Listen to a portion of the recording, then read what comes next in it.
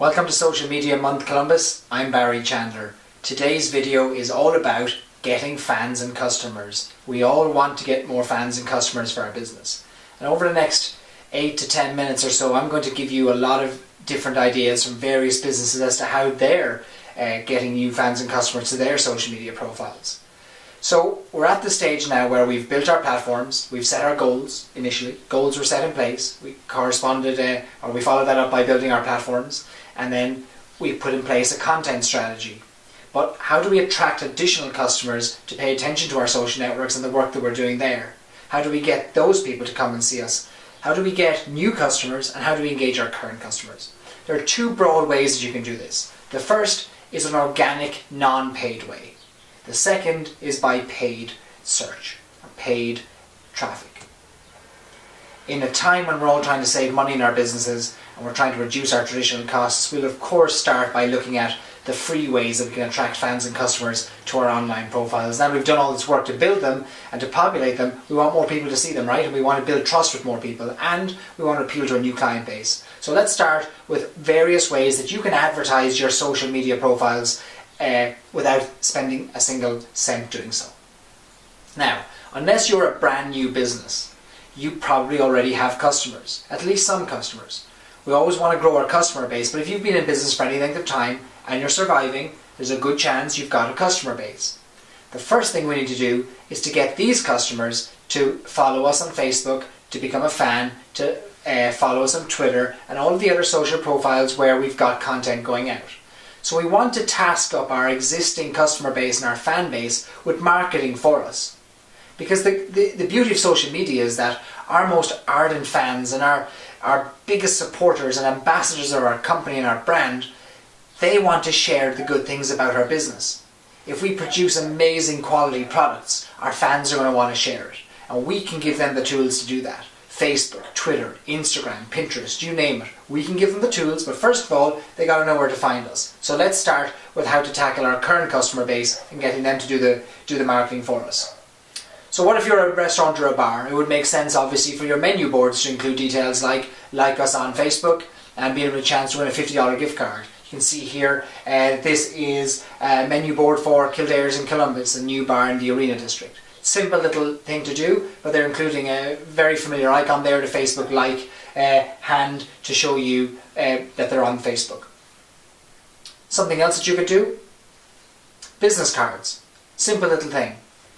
You've got points of sale in your business, you've got places where your customers spend a little bit of time. It might be at the cash register, it might be browsing around, it might be sitting at a table if you've got a business like a bar or a restaurant.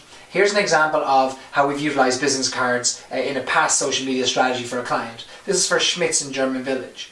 And Schmitz is a well-known establishment. It's been there 125 years, a great success story, and multiple generations of the family have run it. And Schmitz is one of these iconic landmarks where when people come in from out of town, they visit the restaurant. When people have family visiting them here in Columbus, they often bring them to German Village and show them Schmitz and have them try the Bahama Mamas and the Jumbo Cream Puffs. And we recognised that a lot of people took pictures in Schmitz. They took pictures on their smartphones and their cameras, and then they left with those pictures and nobody ever got to see them in the business. So we printed out simple business cards, as you can see here, front and the back, that said, if you've got great memories in Schmitz, we'd love to see them. And we put very clearly the Facebook page address where somebody could share their photos. And on the back were QR codes where they could actually scan and instantly be directed to the social profiles of Facebook and Twitter. And these cards are placed out on the tables in the restaurant. And within hours, customers started to utilise these cards. Not just take them away and use them as business cards, which they could be done, but to actually follow the messaging. And they uploaded photo after photo after photo to the Facebook page. And this continued on and on and on, until the page became this living, breathing history of the customers visiting the restaurant. So a simple little thing to do. Maybe there's ways that you can have customers share the things that they do in your business. Maybe there's something that's unique to your business that's worth sharing, your customers are already doing. They're just waiting for the prompt to share it with you. Let's look at another example. Receipts. Very, very simple. Every time you give a receipt, a check, an invoice, why not include the exact details of your Facebook page, of your profiles? I recently got an invoice in the mail from a plumber. I included in the invoice were the details of all his social media profiles. Not only that, he said, we'd love to have you review me on Yelp. Something really simple. Why? Because he realizes the value of recommendations from other people. Something really simple. But he's thinking about how he can increase his business in the future by having recommendations help him along. So how can you do that in your business through receipts or invoices? Wi-Fi signals. This might sound crazy, but there's a restaurant in Madison, Wisconsin, and their Wi-Fi signal says, follow us on Facebook.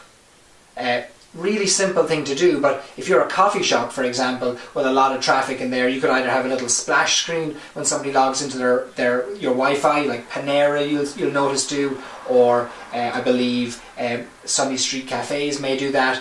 There are ways that you can have a little splash screen in place with your social media profiles on it, and people can become a fan or follow you on Twitter right there before they log onto your Wi-Fi. A lot of us offer Wi-Fi in our business. Shirts, really simple. Your staff walking around the business may or may not be suited for your business, for your staff to wear shirts. Here's an example of a client in Texas, in Amarillo, Texas, who had shirts designed for all of their staff, Pizza Planet. And on the back, it's got their logo in black and white, and like us on Facebook, and underneath it, it's got the exact Facebook address. You want to always give that exact Facebook address to tell your customers exactly where to find you. What about your websites? Do your websites link to your Facebook page, to your Twitter page, and not just from your home page, and not just from your contact page? Customers are finding your website through any number of ways. They may have typed a search phrase into Google and be directed to an internal page, and that should have the same links on it that your homepage or your contact page have to your social networks. Something you might also bear in mind or think about doing for your business is not linking directly to your homepage on your Facebook page. Not linking directly to facebook.com/thebarblogger/Social Media Month Columbus. How about you direct them to a custom application? It used to be the case on Facebook that anybody who wasn't a fan would see a welcome page, and you could have them do any number of things like opt in their email address. But Facebook, since they changed their format to the new timeline, don't allow a custom welcome page. But you can reconstruct that by having the link go to an opt-in form, an email opt-in form, if you want to continue the conversation. So think about directing to a custom app instead of just the homepage. Packaging. Anything that you sell, anything that you shift in your business that goes out the door should include details of how people can continue the conversation. What about leave us a review on Yelp, included on your packaging? There's any number of ways you can include it. Think about if your packaging is in front of people while, let's say it's a consumable item. It might be cereal, it might be something that sits in front of people for any number of minutes in the day. If you're sitting at the breakfast table eating your cereal, you might be reading the back of the box. There's an opportunity to learn more about the business. Click here or visit facebook.com/Kellogg's for more details of our great cereals. Things like that. Think about your packaging.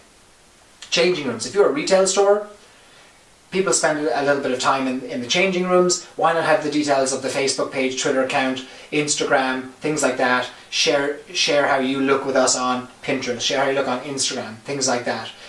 Restrooms, another obvious place. Might seem crazy and people might argue with me and say, I don't want my brand associated with the restrooms, but there's some captive time in there where it may or may not suit your business to be advertising. Displays. As your customers are walking around your store, there's obviously any number of points where you could display details of how people could get more information about your brand. Think about on something like in a wine store, for example, as you're browsing around. I notice some wine stores now have QR codes located right next to their brand, or next to each wine, where you can scan it on your code reader on your phone and get more details about that particular wine, or even buy it from the store, even there on your smartphone. So there's all these different ways where you could share details of your social media networks. Here's an example of the Winking Lizard Tavern here in Columbus, and this is their napkin.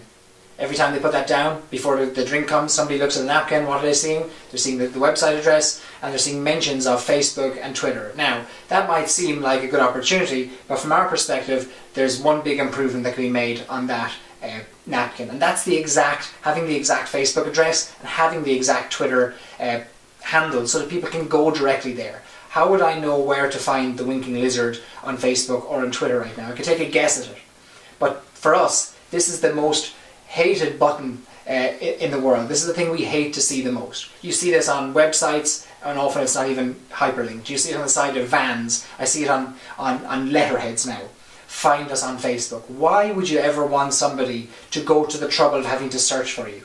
This is exactly the same as saying, find us in the phone book or find us online, we have a website. No. Give them the exact address. Don't put the little square icon for Facebook, the little square icon for Twitter, and leave it at that. That's just advertising those brands for them. Make the exact address visible, clearly visible, so somebody knows exactly how to go there. There's a store here in Columbus that has a huge painting behind their checkout facility that says, find us on Facebook, and they've gone to great lengths to do it. And when you type in the name of the business, you quickly realise on Facebook that there are hundreds of businesses with the same name, not just in Ohio, but all over the US, and it's almost impossible to find the right page. So give them the exact address. It reminds me of going back to the packaging point.